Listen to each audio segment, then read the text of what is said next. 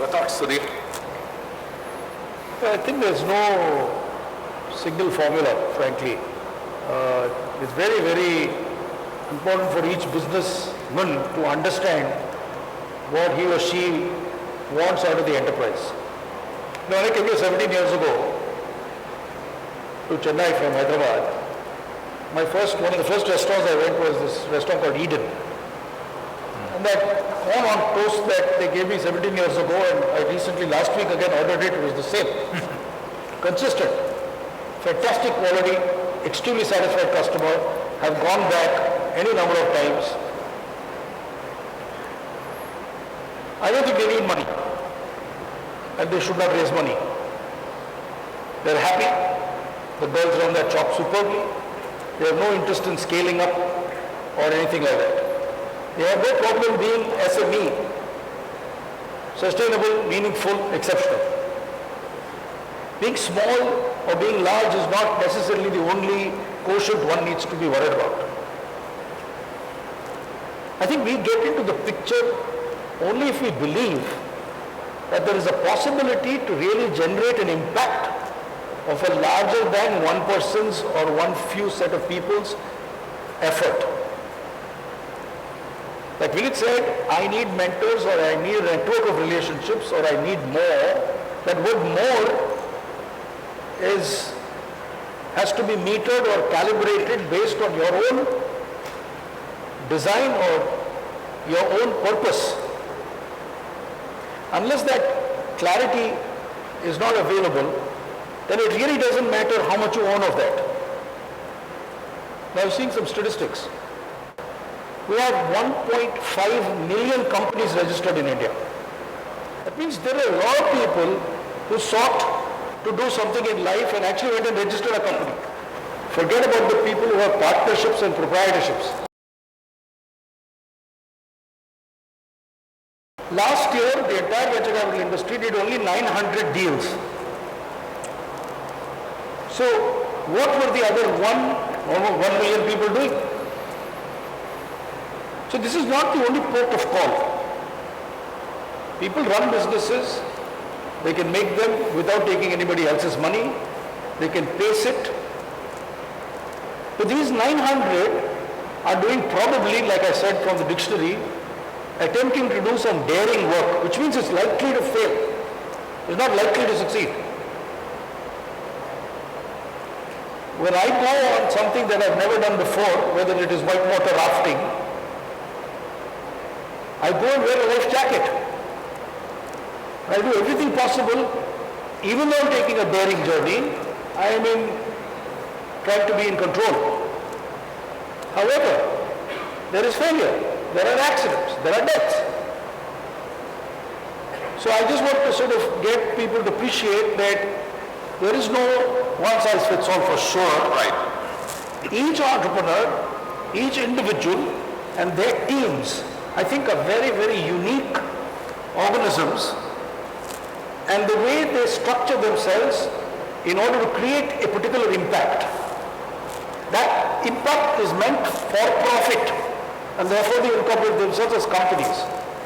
A more horrifying statistic that the CBI just released is that there are 3 million non-profits in India. So there are people who want to create impact on society without even generating profit. Almost 2 times the number who actually want to do for profit. So, to me, what we want, we are one of those 900 deals. That's it. If anybody over here is discussing scale-up capital from the so-called venture capital, it must fit that criteria. Most likely it is daring, it is difficult, it is an uncharted journey, it is disruptive, it is going to change the norms of that behavior, and there is potential failure. And that's why I come back to saying, and that's why no more than 0.1% is actually deployed in the industry. All of the 10s or 15 or 20,000 crores that he talked about is only in thousands. We must not forget that the banking deposits in our country is $1.5 trillion. So there's actually plenty of money not taking into account all of the gold that makes no productive use, all of the real estate that is funded and it stays as X square feet for its life of that asset and can never grow. If you bought 1500 square feet, it shall always be 1500 square feet. But if you do these daring journeys, you may start with 10 customers.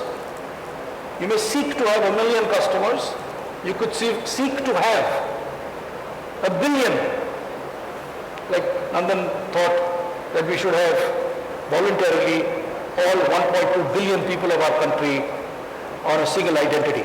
Those are daring journeys, I would say. He got funded. There was a lot of, we're all aware of the difficulty in getting that funded. So to me, there is no right time, wrong time. There is no, it is each individual here in the room and it has to match. It's a tough matching engine. Vineet was right, going to different groups and there potentially will be mismatch. If there is a match, we're very fortunate. Right. Yeah? So, sure. Other thing is, see, a couple of years ago we looked at, let's say, a food industry. It was attracting funds. Everybody were blindly pumping in the money there. So, what kind of companies, Vineet, you think are actually getting invested, right? And what kind of companies do not, is not attractive to the investors today? And this is specific to food industry? I mean, I'm just generally asking. The industries you can. What kind of companies will interest you, and what investors will not look at today? Okay, personally, I feel comfortable because that's what I have done, and hence I understand the space. So personally, as an investor, I look at education, I look at food, I look at consumer technology, and I look at healthcare. That interests me because I can understand a bit of that. I'm not a fintech guy, so I won't understand unless Sudhir is putting money, so I'll just piggyback on him. But predominantly that's the way I look at it. Okay.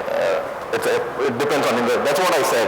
You need to find the investor who's investing in that sector or who has experience, expertise in that sector, so that you can get a little more than the money. Is there any other industry or vertical, Srini, you think that as an investor you will not touch? Yes, Sudhir was mentioning, we are responsible to our investor. Right. So we prepare our PPM as wide as possible. So even though there is a sector focus, to be very honest, most of us wanted to be as sector agnostic as possible because we would like to be as opportunistic as possible. So we try to put the canvas wider. We say the tech. The tech can be anywhere. It can be in food, it can be edutech, it can be in fintech, it can be mobile. So we want to really make the canvas wider so that we will get maybe out of this 900, I may be lucky in getting 1 or 2, the large fish, what I can get. So having said that, the focus definitely not a pure services industry, which in India actually the scaling becoming tougher and tougher. We used to do a tech-enabled industry. Now it's going to be more of tech, which is completely integrated into the model. For example, in a fintech, what I'm looking at, if it is a purely finance engine which can acquire the customer, service the customer, collect the customer, I may not be interested. That's what everybody is doing.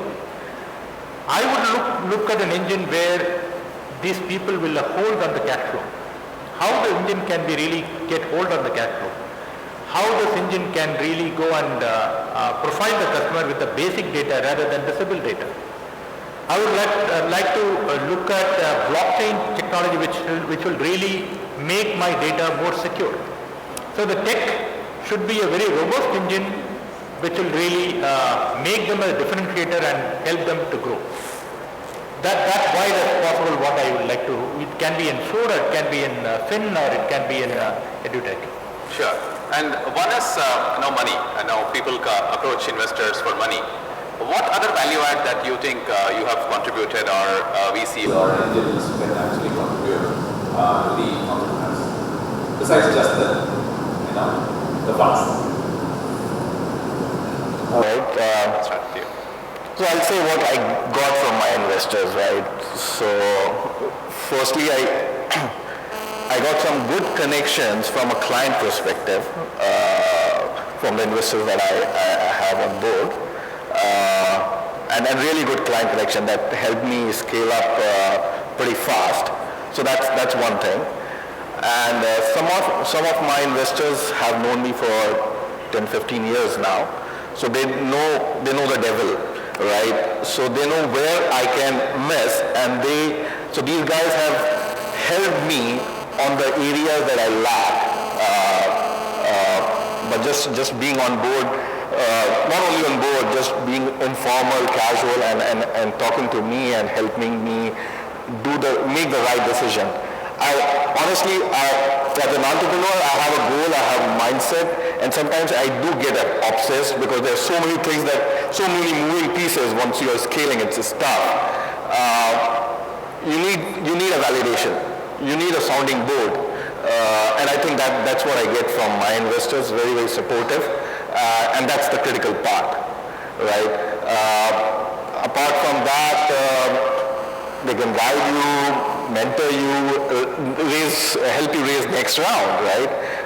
In case you're in a business which needs to scale up and create a meaningful impact and a high market share, you need next round, so they can do that introductions for you. So They can put you across to the next VC or absolutely. PE kind of a stuff. Yes, and most of them do that. Yes, sir. I would take this as a little pinch of salt because it's a perspective. Because when I say it's a value add, maybe the guys who are sitting the other side think it's a difference. So when you really look at out of the total value add of 100%, I would say most of the entrepreneurs look at that it should have 60 to 70% is whether this guy will be able to give more money, either from his pocket or he will enable me to get from another funds. 60 to 70% of the entrepreneurs look at I will buy my business, right? So I know what I can do. Because I also want that attitude from an entrepreneur, because I bet his skills in scaling up the enterprise. Because I don't want to tell him what he should do. I should listen what he wants to do. Definitely I can do two things. One, try to get more funding from the other guy through my ecosystem with the co-investor. Because nowadays, none of us are investing as a sole Series A investor. Even if it is a small $5 to $10 million funding, we are investing as a co-investor. Even at that Series A, even at a pre-Series A, right? People need that investment. The second one, definitely with our background, houses, maybe some bankers or the people who have come from abroad, they have a global presence, they have a global network. We try to introduce that to the global market. Other than that, if you don't want to involve ourselves in how to really get the unit economics, how to really do the business, because that is what you see us do. I should not involve in the operational level, but for the funding and the network. That's where I stop.